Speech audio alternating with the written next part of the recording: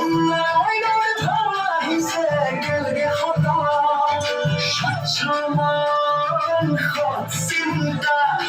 দুর্নীতির বিপক্ষে দৃঢ় বিশ্বাস জীবন আহিছে আজি নতুন সপোন লৈ আগবাঢ়িছে আজি উন্নতিৰ বতৰা লৈ আহিছে শিশিবৰ গাঁও জাগি উঠিছে आज मैं ब्रेकफास्ट के लिए डोसा बना रही हूँ। पहले